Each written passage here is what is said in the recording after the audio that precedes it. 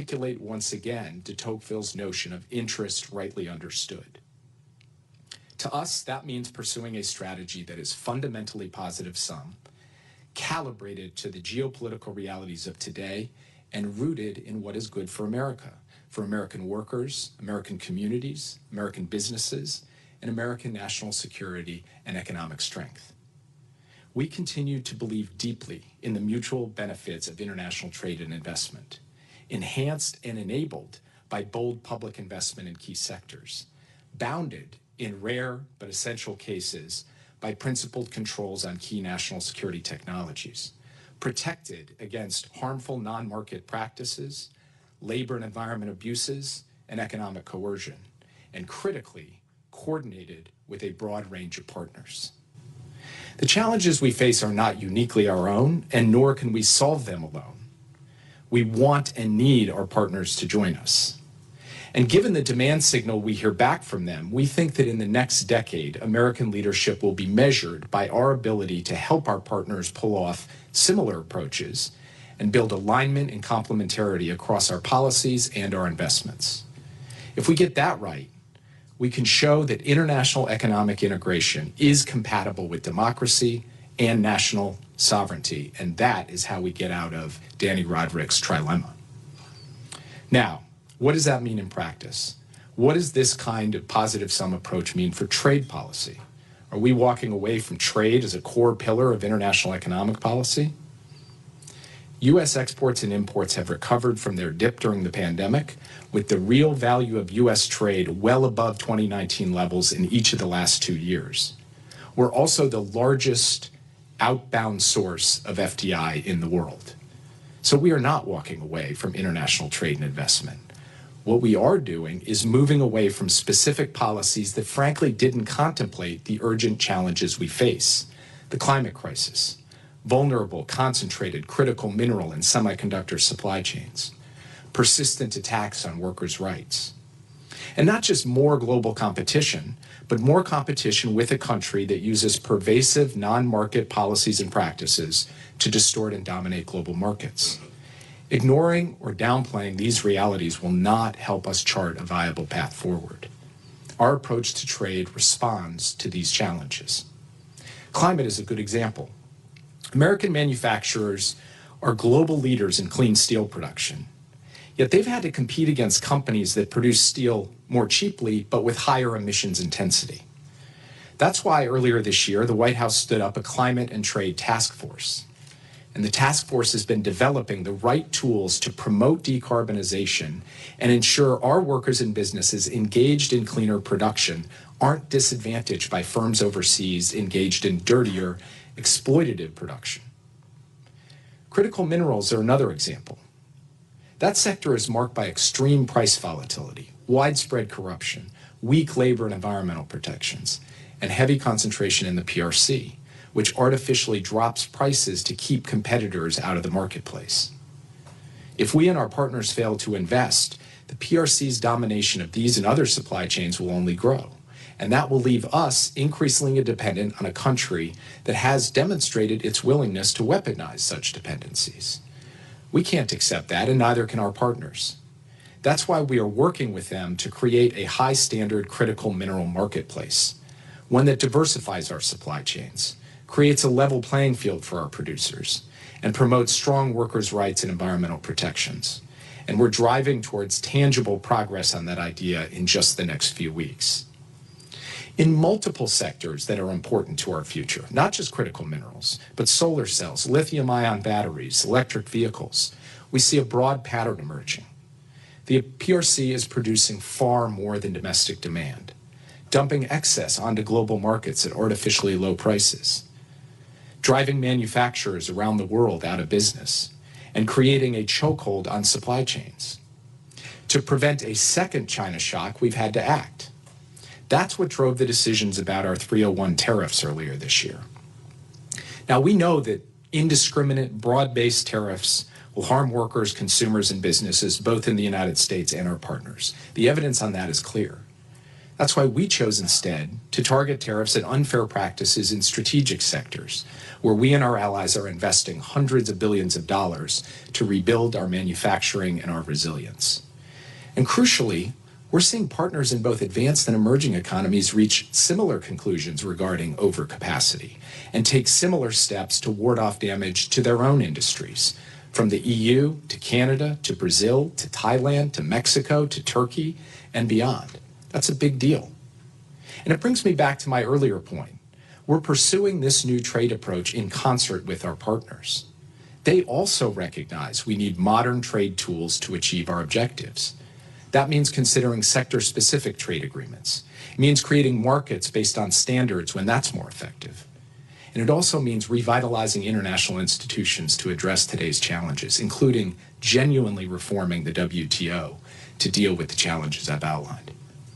And it means thinking more comprehensively about our economic partnerships. That's why we created the Indo-Pacific Economic Framework and the Americas Partnership for Economic Prosperity. It's why we also gave them such catchy names. Within IPEF, we finalized 3 agreements with 13 partners to accelerate the clean energy transition, to promote high labor standards, to fight corruption, and to shore up supply chain vulnerabilities before they become widespread disruptions. And within APEP, we're working to make the Western Hemisphere a globally competitive supply chain hub for semiconductors, clean energy, and more. And that leads to the next question I've often been asked in the last year and a half. Where does domestic investment fit into all of this? How does our positive sum approach square with our modern industrial strategy? The truth is that smart, targeted government investment has always been a crucial part of the American formula. It's essential to catalyzing private investment and growth in sectors where market failures or other barriers would lead to underinvestment. Somehow we forgot that along the way, or at least we stopped talking about it. But there was no plausible version of answers on decarbonization or supply chain resilience without recovering this tradition. And so we have. We've made the largest investment ever to diversify and accelerate clean energy deployment through the Inflation Reduction Act. And these investments are generating hundreds of billions of dollars in private investment all across the country. Rapid growth in emerging climate technologies like sustainable aviation fuels, carbon management, clean hydrogen, with investments increasing 6 to 15-fold from pre-IRA levels. This will help us meet our climate commitments. This will advance our national security.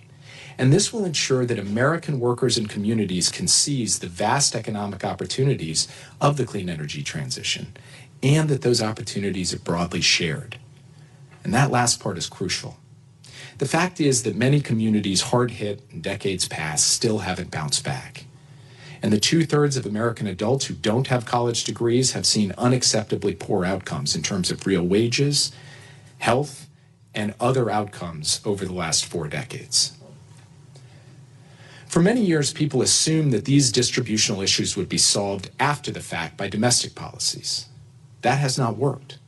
Advancing fairness, creating high-quality jobs, and revitalizing American communities can't be an afterthought, which is why we've made them central to our approach.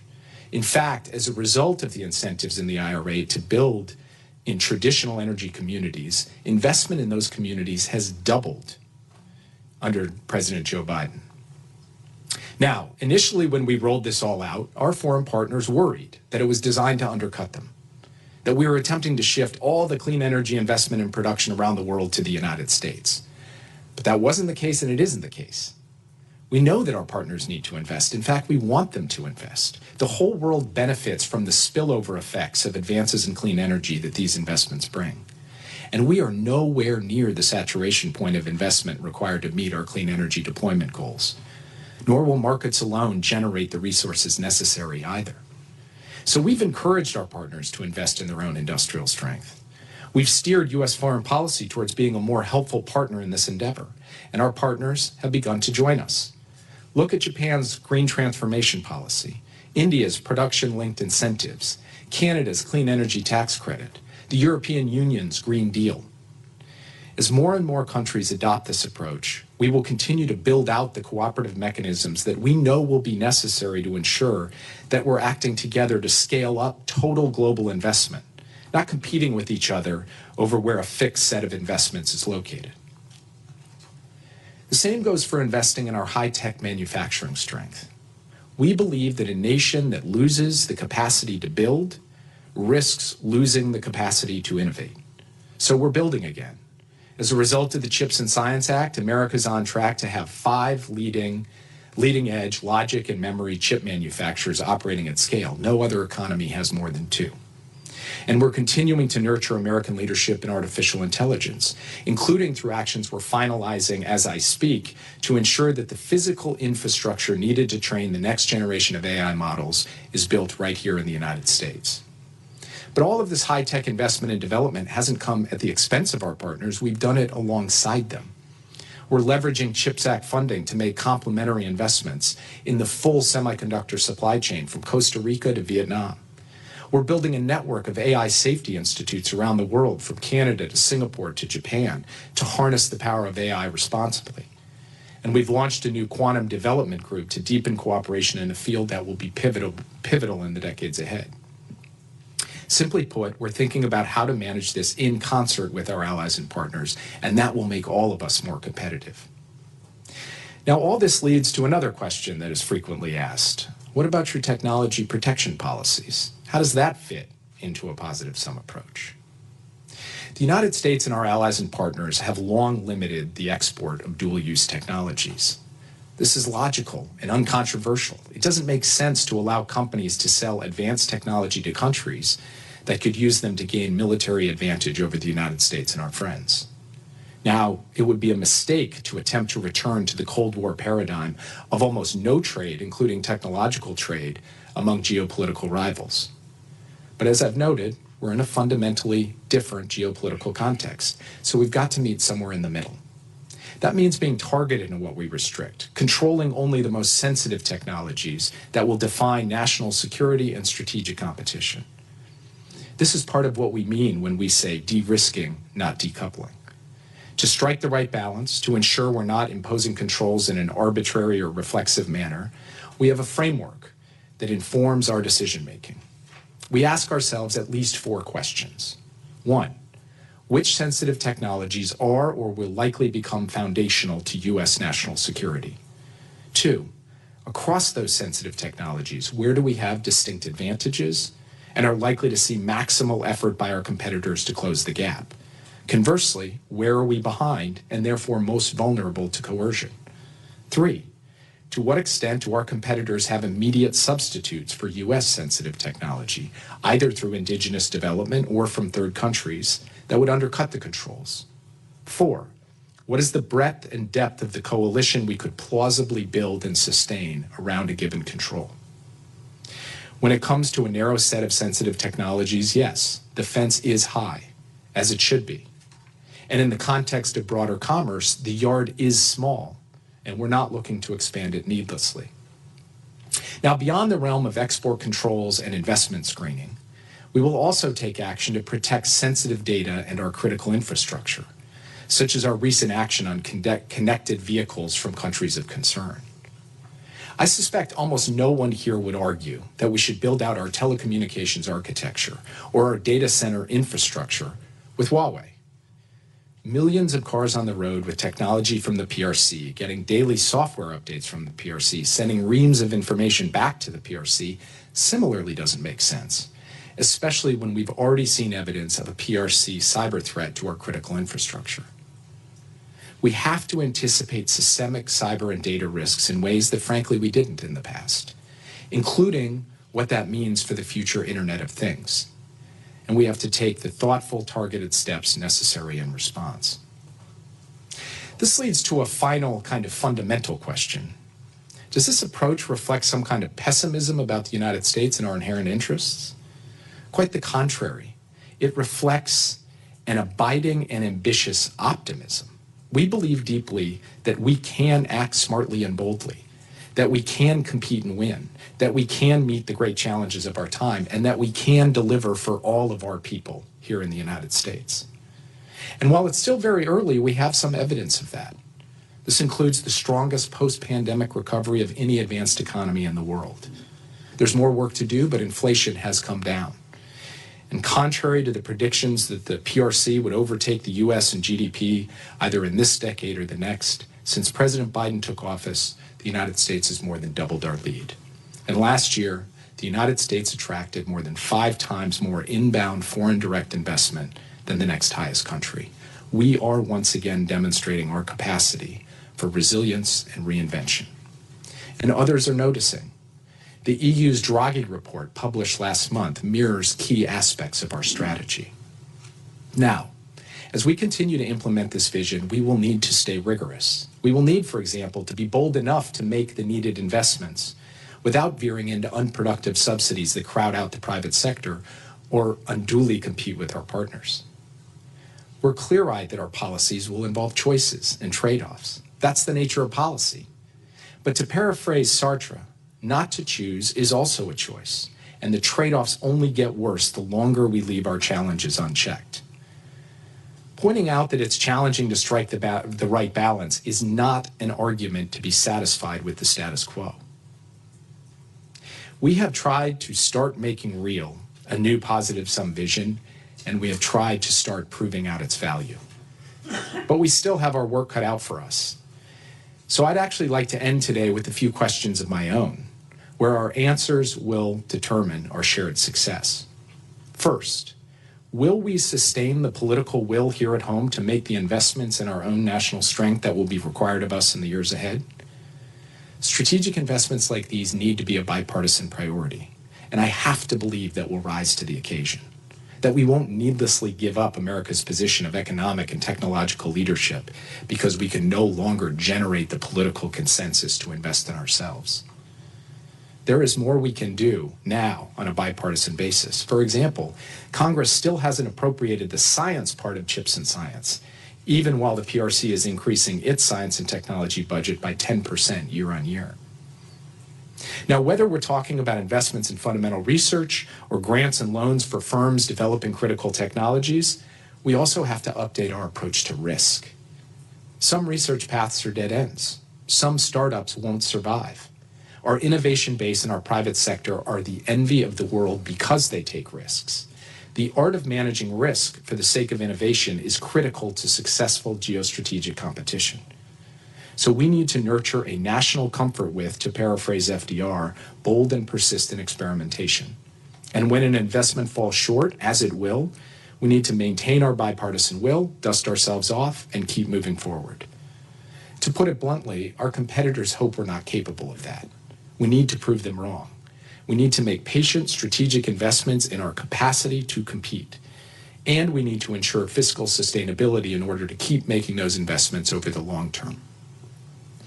Second question, will we allocate sufficient resources for investments that are needed globally? Last year here at Brookings, I talked about the need to go from billions to trillions in investment to help emerging and developing countries tackle modern challenges, including massively accelerating the speed and scale of the clean energy transition. We need a Marshall Plan-style effort, investing in partners around the world and supporting homegrown U.S. innovation in growing markets like storage, nuclear, and geothermal energy. Now, trillions may sound lofty and unachievable, but there is a very clear path to get there without requiring anywhere near that level of taxpayer dollars. And that path is renewed American leadership and investment in international institutions. For example, at the G20 this fall, we're spearheading an effort that calls for the international financial institutions, the major creditors in the private sector, to step up their relief for countries facing high debt service burdens so they too can invest in their future. Or consider the World Bank and the IMF. We've been leading the charge to make these institutions bigger and more effective, to fully utilize their balance sheets and be more responsive to the developing and emerging economies they serve. That has already unlocked hundreds of billions of dollars in new lending capacity at no cost to the United States. And we can generate further investment on the scale required with very modest U.S. public investments and legislative fixes. That depends on Congress taking action. For example, our administration requested $750 million from Congress to boost the World Bank's lending capacity by over $36 billion, which, if matched by our partners, could generate over $100 billion in new resources. This would allow the World Bank to deploy $200 for every $1 the taxpayers provide. We've asked Congress to approve investments in a new trust fund at the IMF to help developing countries build resilience and sustainability. Through a U.S. investment in the tens of millions, we could enable tens of billions in new IMF lending. And outside the World Bank and the IMF, we're asking Congress to increase funding for the Partnership for Global Infrastructure and Investment, which we launched at the G7 a couple of years ago. This partnership catalyzes and concentrates investment in key corridors, including Africa and Asia, to close the infrastructure gap in developing countries. It strengthens countries' economic growth. It strengthens America's supply chains and global trusted technology vendors, and it strengthens our partnerships in critical regions. The private sector has been enthusiastic. Together with them and our G7 partners, we've already mobilized tens of billions of dollars, and we can lever that up and scale that up in the years ahead with help on a bipartisan basis from the Congress. We need to focus on the big picture. Holding back small sums of money has the effect of pulling back large sums from the developing world, which also, by the way, effectively cedes the field to other countries like the PRC. There are low-cost, common-sense solutions on the table, steps that should not be the ceiling of our ambitions, but the floor. And we need Congress to provide us the authorities and the seed funding to take those steps now. Finally, will we empower our agencies and develop new muscle to meet this moment? Simply put, we need to ensure that we have the resources and the capabilities in the U.S. government to implement this economic vision over the long haul. This starts by significantly strengthening our bilateral tools, answering a critique that China has a checkbook and the U.S. has a checklist. Next year, the United States is going to face a critical test of whether our country is up to the task. The DFC, the Exim Bank, and AGOA, the African Growth and Opportunity Act, are all up for renewal by Congress. This provides a once-in-a-decade chance for America to strengthen some of its most important tools of economic statecraft. And think about how they can work better with the high-leverage multilateral institutions I just mentioned. The DFC, for example, is one of our most effective instruments to mobilize private sector investments in developing countries. But the DFC is too small compared to the scope of investment needed, and it lacks tools our partners want, like the ability to deploy more equity as well as debt. And it's often unable to capitalize on fast-moving investment opportunities. So we put forward a proposal to expand the DFC's toolkit and make it bigger, faster, nimbler. Another gap we need to bridge is to make sure we attract, retain, and empower top-tier talent with expertise in priority areas. We're asking Congress to approve the resources we've requested for the Commerce's Bureau of Industry Security, Treasury's Office of Investment Security, the Department of Justice's National Security Division. If Congress is serious about America competing and winning, we need to be able to draw on America's very best. Let me close with this. Since the end of World War II, the United States has stood for a fair and open international economy, for the power of global connection to fuel innovation, for the power of trade and investment done right to create good jobs, for the power, as Tocqueville put it, of interest rightly understood. Our task ahead is to harness that power, to take on the realities of today's geopolitical moment in a way that will not only preserve America's enduring strengths, but extend them for generations to come. It will take more conversations like this one, and iteration after iteration, to forge a new consensus and perfect a new set of policies and capabilities to match the moment. I hope it's a project we can all work on together. We can't afford not to. So thank you, and I look forward to continuing the conversation, including hearing some of your questions this morning.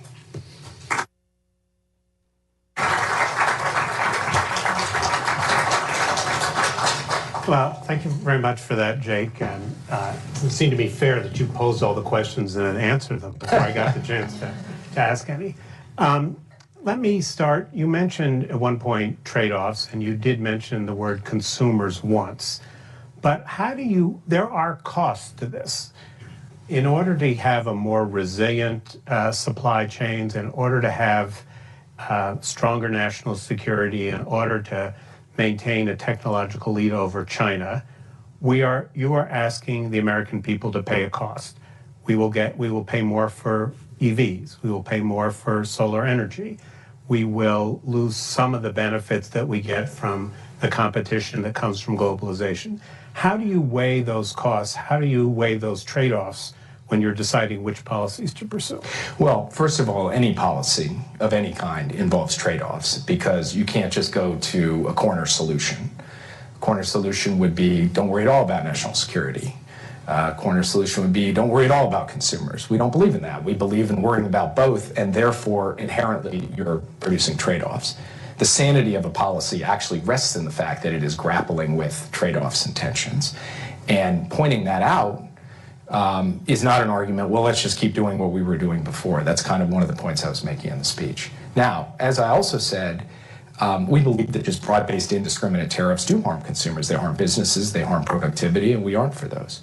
So the way we think about it is, where are the strategic sectors where actually revitalizing American manufacturing and innovation capacity will have long-term benefits that go beyond just the growth of those industries, but will deliver actual benefits to actual communities and actual humans across the United States.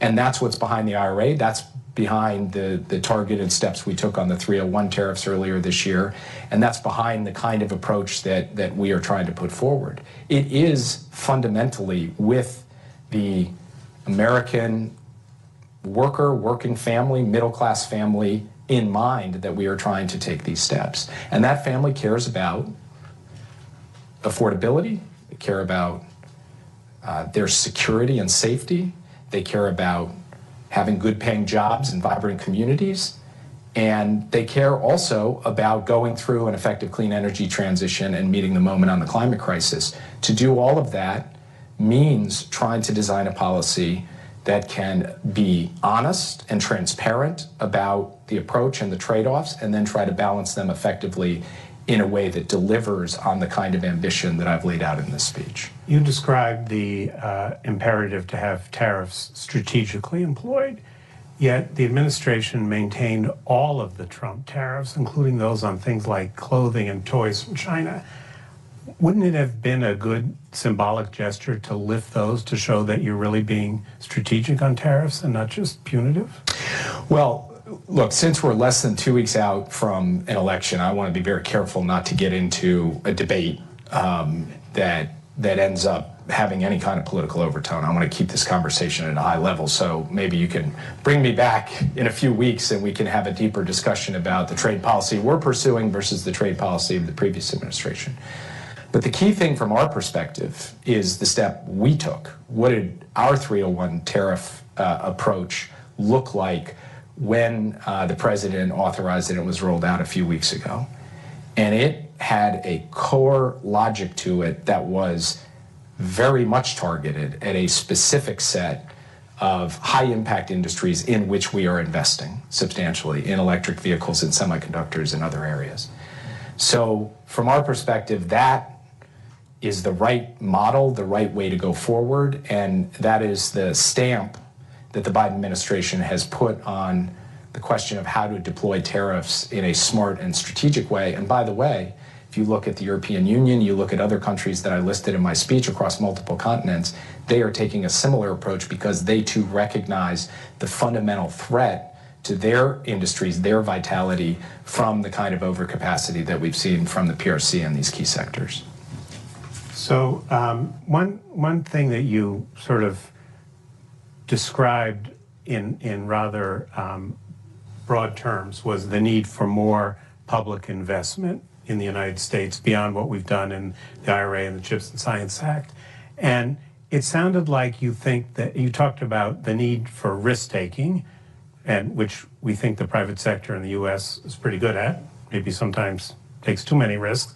But are you thinking that the U.S. government needs to have some way to invest, say like Temasek or Mubadala, in order to protect our key industries and invest in things that the private sector is underinvesting in? Well, we are discussing what additional tools and authorities the U.S. government could have for certain critical strategic investments. Whether it's, for example, if we were in a real pinch and we needed to acquire critical minerals for a national security purpose. It's just to provide one example. Now, this is a complex question. We are working through some formulas and some thinking on that involves a broad-based interagency conversation, and you can imagine there are multiple different perspectives for how to do it. But there is a broad consensus that that the United States, from the perspective of thinking about its access to key inputs on a global basis for our national security, that there are additional tools and authorities we could use to be able to accomplish that. But that's not centrally what I meant when I was describing the appetite for risk-taking. What I meant was that we have a long history of investing in scientific researchers at universities and think tanks around the country. Sometimes those investments bring about Nobel Prizes. In fact, the major science Nobel Prizes this year that were just awarded were to people who had gotten grants from our National Science Foundation.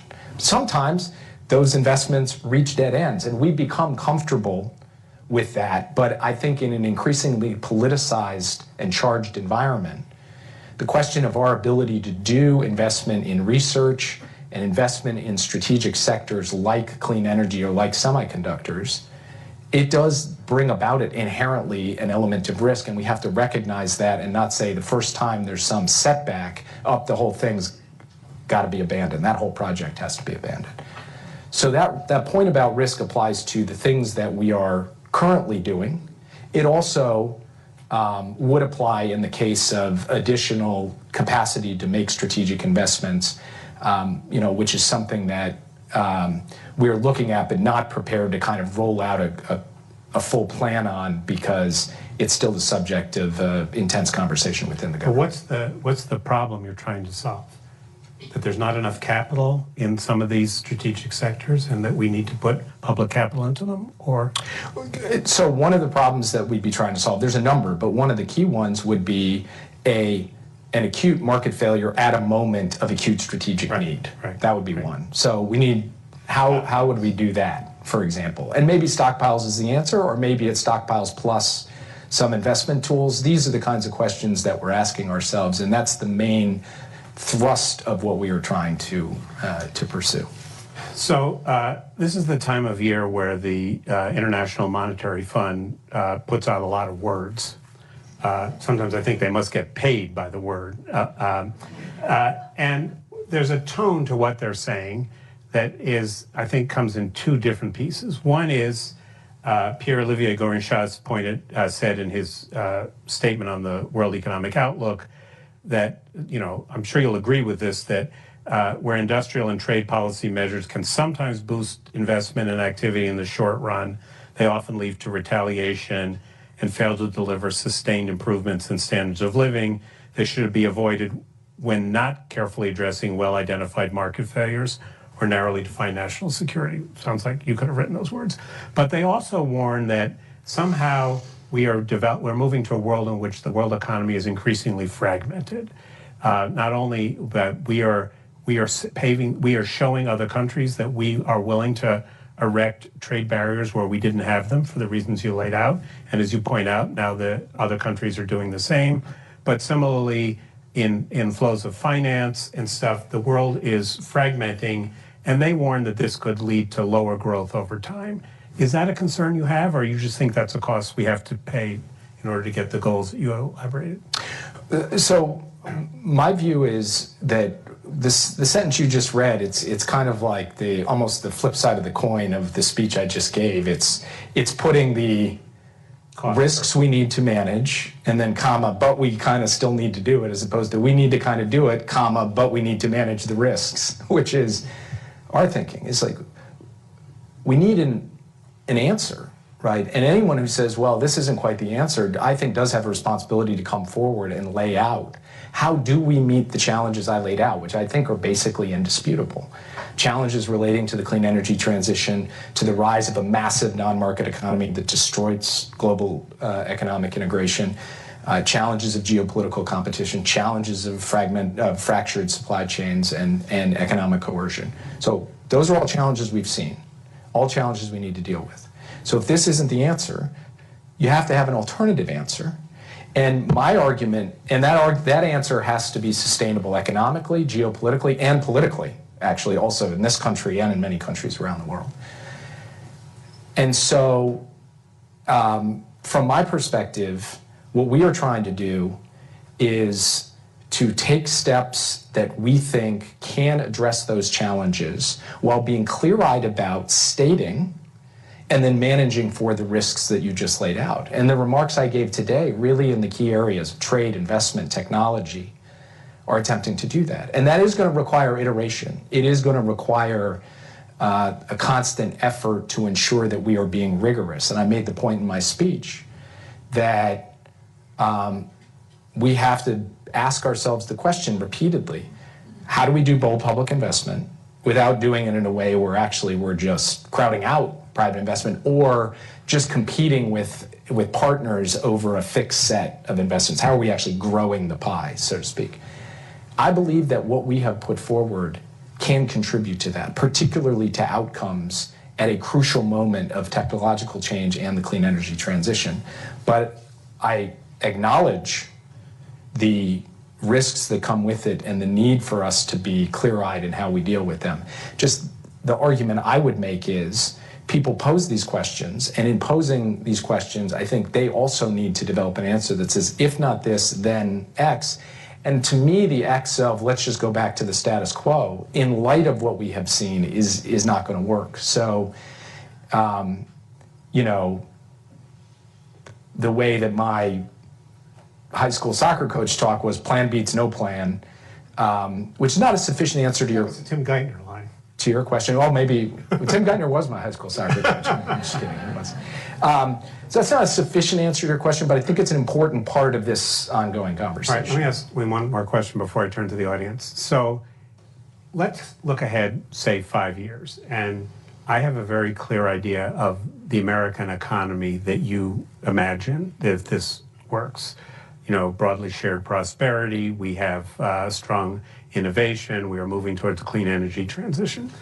But let's think about China. What is it that your goal is that China would be like in 5 years in our relationship with them? Is it that they're walled off and they're doing their own thing and we're protected from them? Is it that they've changed their approach, which seems unlikely to me? Yeah. What's your... I mean, one thing we have been very explicit about, and I have said this repeatedly, I've written this repeatedly, previous efforts to build a China policy on changing China have not succeeded, will, in my view, not succeed. So what we need to do is take the PRC as it is and design a policy consistent with our interests, our values, and the interests and values of our allies and partners. What does that mean? Under a broad tagline, which is we are not for decoupling with China, we are for de-risking, there are really three core components to it. First, we need to make the investments in ourselves so that we have not outsourced all of our high-value manufacturing capability to any other country, but especially a competitor like China. Second, we need to diversify and make resilient supply chains so that no country, and particularly China, can hold us hostage on critical supply chains. And third, we need to protect advanced technologies through the small yard high fence. Those are the things we want to do. Beyond that, we want to sustain a broad-based economic relationship with China as with other countries, but we want that to be based on a level playing field where if China does not play by the rules, which they often have not, we are responding with things like these targeted 301 tariffs and doing so in concert with allies and partners.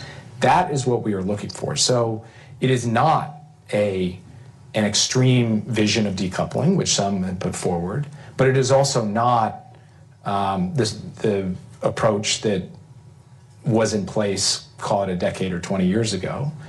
It is, as I said sort of in my speech, an effort to be clear about exactly what we're trying to accomplish and then to effectuate policies to accomplish that set of things while sustaining a substantial economic relationship, which the data, even through everything that we have done, would show still exists between the U.S. and China. Are you convinced that our Asian allies, China, South Korea, Singapore, Vietnam, are as committed to that vision as you are? Every country takes its own approach. Every country has a different perspective. Every country has different priorities. And frankly, different countries have different perceptions of their own leverage and vulnerability. So no one is just going to, sing the exact same words in the exact same tone off the exact same song sheet. But I do believe that there is growing convergence and alignment. First among the G7, and if you look at the Hiroshima G7 statement from May of 2023, it says we all have our own approaches to China, but we agree on some basic fundamentals. And those fundamentals are a more articulate version of what I just laid out. And increasingly other countries, whether it's India or Vietnam or others, are recognizing the challenge posed by the direction of PRC economic policy and are trying to adjust accordingly. And we are trying to align our approach with as many countries as possible, not to create some giant economic confrontation, but to create a more fair, durable, and resilient global economy. Okay, I'm going to take questions in, say, pairs. We have mics, so wait for a mic. Let me start over here with Julia Coronado. And if you could say who you are and try to make it a question and not a speech. Jake already made a long speech. Julia. So I have a kind of specific question. Julia Coronado. Julia Coronado, Macro Policy Perspectives. Recently, Mexican President Claudia Sheinbaum announced an initiative to produce an electric vehicle domestically in Mexico, targeted to retail for $8,000, meant to, I think, compete with the low-cost electric vehicles coming out of India and China. Can you tell me how that fits into your vision of strategic partnerships and, meeting goals amongst friends? How does the U.S. view this new initiative? Great. Can you pass the mic? I think there was someone, the gentleman on the aisle. In 1947, Tell us who you are. Mike Golash, Amalgamated Transit Union. In 1947, Congress passed the Taft-Hartley Law, which limited the ability of workers to fight for a fair share of the American prosperity. I think when you talk about rights for workers, you have to think about modifying that law. And is there consideration given to that? So on that, the answer is yes. I mean, President Biden has been very vocal in his view that we need the PRO Act. We need other legislative initiatives and authorities to make it easier for workers to be able to organize effectively. And he has also made clear that we need to take the fight for workers' rights globally. He'll be going down to Brazil in a few weeks for the G20. He and President Lula launched the Partnership for Workers' Rights between the U.S. and Brazil, and we're looking to expand that to include other countries as well. First president ever, in fact, to have a presidential memorandum on advancing workers' rights globally, in addition to trying to enhance collective bargaining and worker power here in the United States. Obviously, he has made, I think, substantial progress in that over the last 4 years, but there's a lot left to go because we need the Congress to act, and there have been those in the Congress who have stood in the way of that. I've not seen the specific proposal with respect to these electric vehicles, so I don't want to get ahead of my skis in trying to characterize or address it. I would just say that USMCA was passed on a bipartisan basis. One of the questions embedded in the discussion over USMCA, and in particular what will be required to update it when it comes up for updating here in the near term, is to what extent is the North American supply chain, how are the rules of origin being set, and how do players like the PRC play into an auto supply chain in a place like Mexico? That's something we will have to take a close look at. And then, to what extent are we ensuring that the promise of USMCA with respect to workers' rights in particular, through things like the rapid response mechanism, actually being vindicated and effectuated in a way that there isn't an unfair playing field that needs to be addressed? So we will look at all of those things and frankly have had and will continue to have, I think, quite robust conversations with our Mexican counterparts as well as our Canadian counterparts about how we truly vindicate a vision of a North American economic platform that is a level playing field, and that is one that delivers on high standards. Would you object to importing cheap, high-quality EVs if they weren't Chinese? I mean, the U.S. currently imports cars. Not very many EVs, but yeah. And that same is true, EVs, not EVs. What I want to make sure that we do is that we have a competitive industry in the United States that I think has huge positive effects. Did I use the... Keep talking. Sorry. Okay. But I'm not looking to wall the United States entirely off. I just want to make sure that, yeah. Let's take a couple over here. Tristan, there's a gentleman with a notebook, and then there's one guy behind him. Your Excellency, hi, my name is Alan Jung, an undergraduate student at Georgetown. In my sophomore year at my alma mater in 2022, I had the honor of sharing concerns from South Korea with you at your event, particularly regarding how the EV subsidies of the Inflation Reduction Act might marginalize U.S. allies. Now, as a college senior, I stand before you during a critical election. Should the persistent sense of skepticism toward America among U.S. allies and partners be a concern to the United States? Can the Biden-Harris administration assure the U.S. allies and partners and stand out to be capable of preserving the free and open in the Pacific? Thank you. Thanks. The gentleman behind you. Hi, Brett Fortnum from Inside U.S. Trade. The Biden administration has been successful in getting many of its allies on board with certain technology controls, but my understanding is there is a concern among allies about the most aggressive controls and trying to get allies on board with that. What is your message to U.S. allies when it comes to those most aggressive controls to try to get them on board? I'm not sure what you're referring to by most aggressive controls. I would say that this is a give and take. It's an extended dialogue that we've had with a widening group of allies and partners who play in the highest end dual-use technology supply chain with national security implications. And we take this in steps. We diagnose the threat. We then look at what the trade-offs are in imposing a certain control to deal with that threat. And we walk through the 4 questions that I laid out in my remarks. And that has been an extremely constructive set of dialogues with allies and partners. Does it mean we agree on everything? Not necessarily.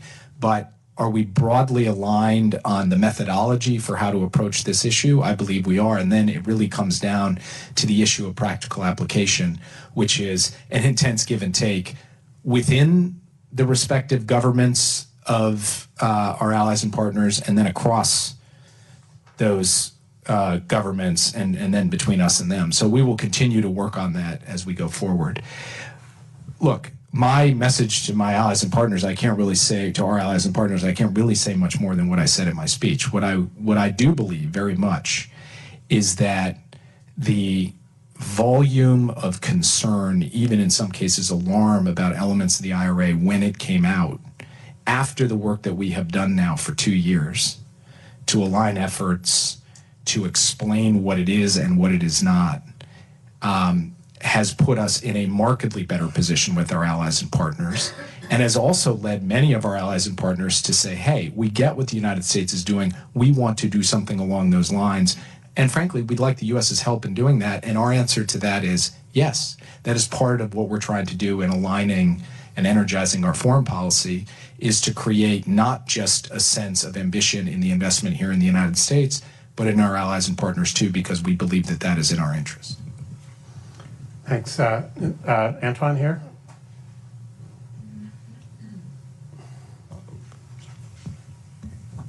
Antoine van Akmal, Brookings Trustee. Very interesting, thank you. As you know, some of the public investment in the past has been wildly successful, from Google to putting a man on the moon, in terms of incentivizing innovation and now strength and resilience. I personally believe, having visited after your speech the fabs in Phoenix, that the same eventually will be true there. My question is, why is it, and I've never understood, venture capitalists take 20% of the upside? Public investment doesn't. Why is that? It would be a great way to fund science and investment in the future. And there's still plenty left for the entrepreneurs. Thanks. Just on the woman on your right there, in the red. Thank you. Rustan Shalia, I'm from Georgia, journalist. What is your perspective on China's interest in the South Caucasus, particularly regarding the construction of a port on the Black Sea? And if I may ask you about the ongoing developments in Georgia in this context, there are significant elections in 3 days. The entire pre-election process has been marked by heavy anti-Western rhetoric from the government. What is your expectation? Thank you. In this term? Just on Georgia, Two directly related questions. right. We've made our concerns very clear about the trajectory of the democratic institutions in the election process in Georgia, and we remain very concerned about it. Ultimately, the future of Georgia should be up to the Georgian people to decide in a free and fair process. And I don't think anyone in Georgia wants to mortgage their country, or anyone among the ordinary Georgian people wants to mortgage their country to any other country, including the PRC. With respect to the question you posed about taking upside, look, I think it's a very fair question. Frankly, I've asked it myself. I am not entirely opposed to some kind of method of trying to achieve that. I would say, at a broad level, the way that government tends to think is less about financial upside and more about the upside of impact on communities, the country, et cetera. And so it's measuring the return on the investment in just a different way. But your point is there's nothing inconsistent with that, and also getting a little money too. I don't know. So my totally honest answer to your question is, there's probably a variety of both philosophical and political reasons why that doesn't happen. It's an interesting question. I think other countries have models that do that. But our main concern fundamentally is, will our policy actually produce progress on the clean energy transition, good paying jobs, protection of our national security, et cetera? And if we're getting all of that, then that is real upside. Thanks. Can we go to the back? Tristan, good. And then there's a gentleman here on the aisle. You can give him the mic too. Great, thank you. My name is Eric Brown. I'm at the Carnegie Endowment. You mentioned toward the end of your remarks the Draghi report on European growth and competitiveness. It's no secret that in a lot of European countries, economic growth outlooks are a lot lower than the United States. And I'm just curious, from the administration's perspective, how concerning is it that some of the United States' closest economic and security partners are struggling to grow economically? And what opportunities, if at all, are there for mutual economic gain that the U.S. can leverage with these partners? Thanks. Thank you. The gentleman here on the aisle, just raise your hand so they can see you. Yeah. Oops. I'll stay sitting. Rishi Iyengar from Foreign Policy Magazine. My one question is, would you serve in another administration should the opportunity arise? And aside from that, leaving aside, if you put the election aside, if you did get the opportunity to serve another 4 years, what would you do differently, or what would you change about the strategy you've put forward? That's why I give you two questions so you can duck one if you want. Yeah, exactly. So the president was just in Germany seeing the chancellor and also meeting with the prime minister of the UK and the president of France. And, they were mainly focused on Ukraine and the Middle East, but also had the opportunity to just talk about a collected, bold, ambitious vision for advanced democracies, close allies, to all be seizing the benefits and opportunities of the clean energy transition, the artificial intelligence revolution, and delivering for people. And so we do believe it is a profound national security and economic priority of the United States that Europe be strong, vital, vibrant, and growing. And we think there are genuine opportunities, both in terms of the future of energy and the future of technology in particular, to create a new equation, a new platform where Europe has the dynamism to grow significantly and in ways that are complementary to and mutually reinforcing of the United States. And we want to contribute to that. And that's not just Europe, it's other countries around the world. It's Korea, it's Japan, and other of our closest allies. But this is something that we think about a lot. It's something that appeared on every single page of my speech. and will be something that we continue to drive at. And I really, unfortunately, have no comment on my future. But can I rephrase that question in the spirit? So your speech in April 2023, some people criticized, and I took some of your tone today as saying that in some respects you think people misunderstood. So what was it that you want to make sure that people, what was the misunderstanding, if any, that you thought people took away from your previous speeches that you're trying to correct? Well, there was a really robust, even sometimes raucous debate that came out of that speech, and some of it was extremely positive, some of it was quite critical, some of it was everything in between. So it's not really, I was like, oh, there's that misunderstanding I need to deal with. Rather, I think in, as you can tell, quite a linear way. And I say, you don't just walk out, give a speech and say, okay, now let's let that flow for the next 20 years and see what happens. It's, as I said, iteration and reflection. It's a conversation, it's a back and forth.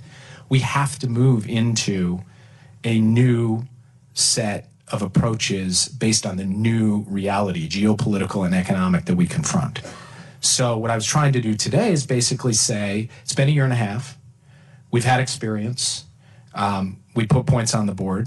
We've confronted tensions and trade-offs. And I've heard this conversation continue, not just here in the United States, but globally. Let me come back and add my next iteration of the conversation. So I'm not trying to respond to a particular criticism or clarify a particular misunderstanding. I'm trying to say, this is good government. This is what we should do to make policy better. So come, put this out, now hear what people have to say to that, come again, put it out, keep doing that. If that's how we iterate our way to something sustainable and strong over time, that would be great. Probably the thing I'd most like to leave people with is the status quo is not a sufficient answer. And moving from the status quo to something new is uncomfortable and does require this kind of sharpening over time, which I'm committed to doing in whatever capacity I have, whether it's in government or out of government. Thanks. I'll take a couple more. There's a couple of gentlemen in the back there. Tristan is standing up. I think people who stand ought to get a shot. Thank you very much. My name is Dong Huiyu with China Real News Agency of Hong Kong. I have a question regarding Chinese economy. So right now in this town, many people are talking about the collapsing Chinese economy. And some people said China's power has peaked. I'm wondering how would you evaluate the Chinese economy situation now? And are you concerned that the U.S.-China decoupling may go further if Mr. Trump comes back? And do you believe the small yard, high fence strategy will be sustainable in the future? Thank you. Pass the mic to the guy. Yeah. Thank you for being here, Mr. Sullivan. Gavin Bade with Politico. You spoke to the need to have international partners, both allies and the broader developing world, sign on to this new economic world order, as you've put it. Ostensibly, they would have both economic and geopolitical considerations to take into account when they sign on to them. And ostensibly, one of those geopolitical considerations today would be the situation in the Middle East, the war in Gaza, and the U.S.'s support for the Israeli military action there. I wonder if that ever comes into play when you're trying to encourage economic partnerships and build this new economic world order. And if it does that point to a contradiction between U.S. international economic policy and U.S. military policy in the Middle East? Thank you. So on the first question, I get asked this from time to time, and I try to straightforwardly dodge the question. And the reason is because people with deep economic expertise on China, including Chinese economic experts and also economic experts from around the world, have very different diagnoses of where the Chinese economy is and where it's going.